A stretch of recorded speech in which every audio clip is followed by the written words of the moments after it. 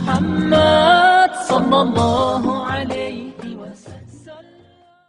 سلطان محمود غزنوی رحمت اللہ علیہ 971 عیسوی میں افغانستان کے مشہور شہر غزنی میں پیدا ہوئے۔ صرف 15 سال کی عمر میں خراسان کے حاکم بنے اور خوارزم سے لے کر سمرقند اور ہمدان تک کے علاقے کو سلطنت غزنویہ کا باقاعدہ حصہ بنا لیا۔ سلطان محمود غزنوی رحمت اللہ علیہ جیسے تلوار کے دھنی تھے، ویسے ہی علم و فضل میں بھی منفرد تھے۔ قرآن و حدیث، تفسیر، تصوف اور فقہ اسلامی میں نہ صرف کامل عبور حاصل تھا بلکہ قرآن پاک کے حافظ بھی تھے اور فقہی مسائل پر باقاعدہ ایک کتاب بھی لکھی۔ اپنے دور کے معروف صوفی بزرگ حضرت ابو الحسن خرقانی رحمت اللہ علیہ سے باقاعدہ بیعت کر رکھی تھی۔ علم و فن کی سرپرستی کی بدولت فردوسی، البیرونی اور بدیع الزمان ہمدانی جیسی یگانہ روز شخصیات آپ کے دربار سے وابستہ تھیں۔ 36 سال کی عمر میں آپ اپنے والد کے جانشین مقرر ہوئے اور ہندوستانی راجاؤں کی بار بار افغانستان پر ہونے والی یلغار کی روک تھام کے لیے مشرق کا رخ کیا اور ہندو راجاؤں سے تقریباً 17 جنگیں لڑیں اور ہر بار کامیابی نصیب ہوئی۔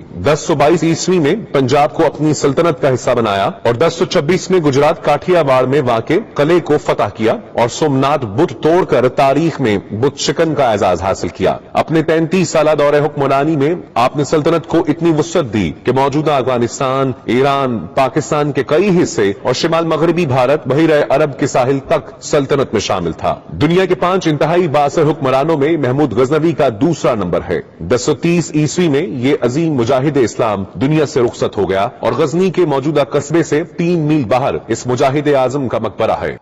البیرونی نے بڑی خوبصورت بات لکھی۔ اس نے لکھا تھا کہ سلطان محمود زر و جواہر کی خاطر نہیں گیا تھا بلکہ ہندو راجاؤں کا جو ظلم و ستم تھا اس کو ختم کرنے کے لیے سلطان محمود وہاں پہ گیا تھا اور وہ ایک اسلامی ماحول کی تشکیل چاہتا تھا۔ ناظرین، سلطان محمود غزنوی انفارچونیٹلی ہمارے ہاں بعض جن کی آنکھوں پہ پردے پڑے ہوتے ہیں وہ لکھتے ہیں کہ شاید وہ کوئی جا کے جو فتح کرنا چاہتا تھا یا زر و جوہر کا طالب تھا یا دنیا کی خاطر وہاں پہ جا کے حملہ آور ہوا۔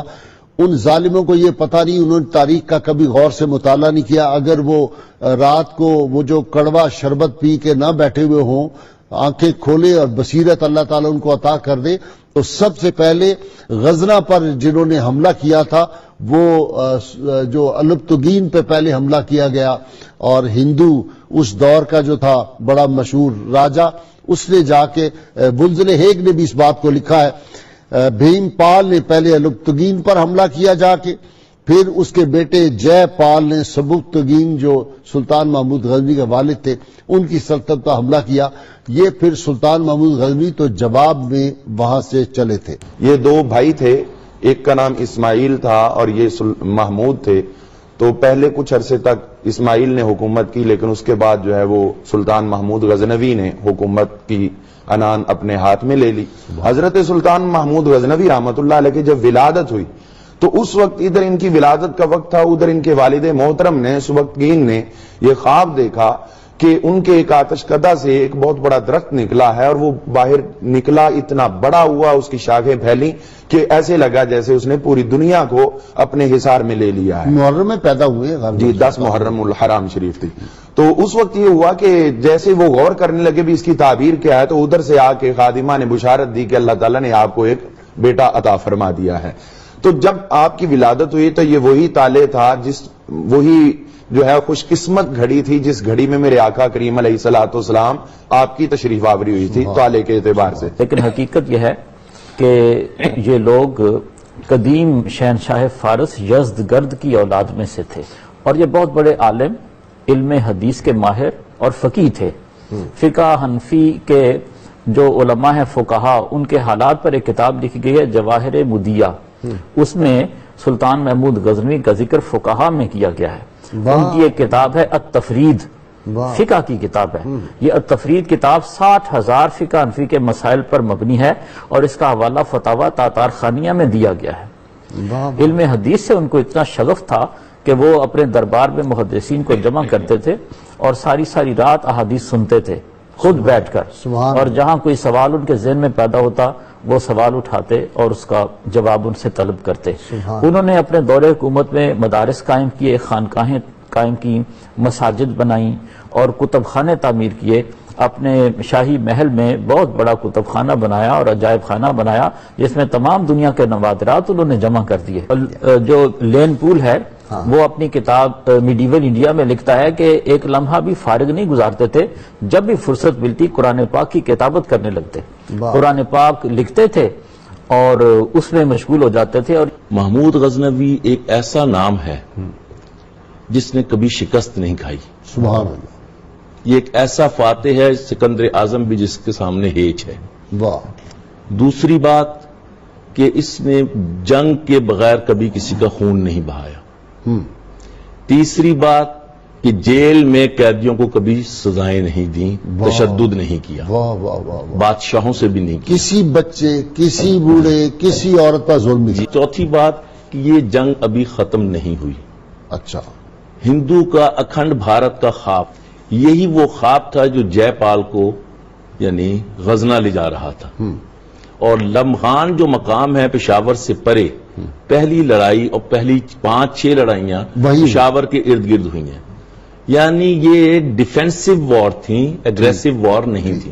جے پال وہ شخص تھا جو پھر بعد میں ہزیمت کی ندامت کے باعث اس نے خودکشی کی، جلتی آگ میں جلا. یہ حال آنند پال کا تھا. اور محمود غزنوی کی جنگی فتوحات کی وجہ جو تھی اس میں ایک بات تو یہ تھی کہ یہ ہمیشہ علماء اور اولیاء کے جلووں میں رہتے. اور تیسری بات کہ یہاں پر حملے جو ہوئے ہیں، محمود غزنوی کی شخصیت کے 3 بڑے پہلو ہیں. ایک پہلو یہ ہے کہ وہ امت کے تصور کو اپنے پاس دل و دماغ میں زندہ رکھتے تھے. ٹھیک. جب عباسی خلیفہ کمزور پڑے اور شورشوں اور سازشوں کے ذریعے مرتد احزاب جو تھے انہوں نے حتیٰ کہ انہیں نظر بند بھی کر لیا، انہوں نے واگزار کرایا. اسی وجہ سے انہیں یمین الدولہ امین الملت کا خطاب ملا. اور یہ ہمیشہ خلیفہ بغداد کے تابع رہے. تیسرا یہ تھا کہ وہ لوگ یہاں سے جب بھاگتے تھے تو ملتان میں آ کے جمع ہو جاتے تھے. یہاں سے شرارتیں پھر یہاں سے وہ ہندوؤں کے ساتھ مل جاتے تھے. آنند پال سب سے بڑا تھا، یہ ترلوچن تھا. یہ سب لوگ مل کر متحدہ جیسے آج الائیڈ فورسز ہیں اسی طرح حملہ آور ہوتے تھے.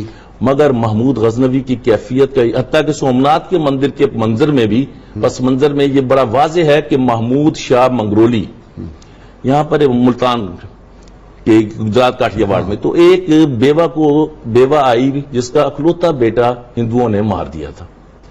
تو اس کا جواب دینے کے لیے آئے اور وہ جا کے سومنات کاٹھیاواڑ میں سومنات کے مندر میں جا کے بیٹھ گیا. اور یہ کیفیات ہیں کہ انہوں نے ان منادر کو، مندروں کو جو سازشوں کا گڑھ تھے ان کو پھر توڑا. کہ غزنی سے چلا ہے سلطان محمود غزنوی، لاہور سے ہوتا ہوا سومنات پہنچا ہے. ٹھیک ہے جی.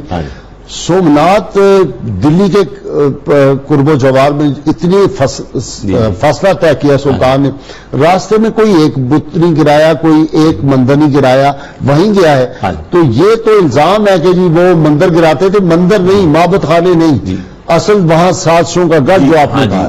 T.W. آرنلڈ جو ہے پریچنگ آف اسلام میں لکھتے ہیں کہ محمود غزنوی کی فوج میں ہندو بھی تھے. تلک ایک بہت بڑا سالار تھا. پھر یہ ہے کہ وہ محمود غزنوی کی شخصیت جو تھی اس سے وفادار تھے کہ وہ بلا وجہ ظلم نہیں کرتا تھا.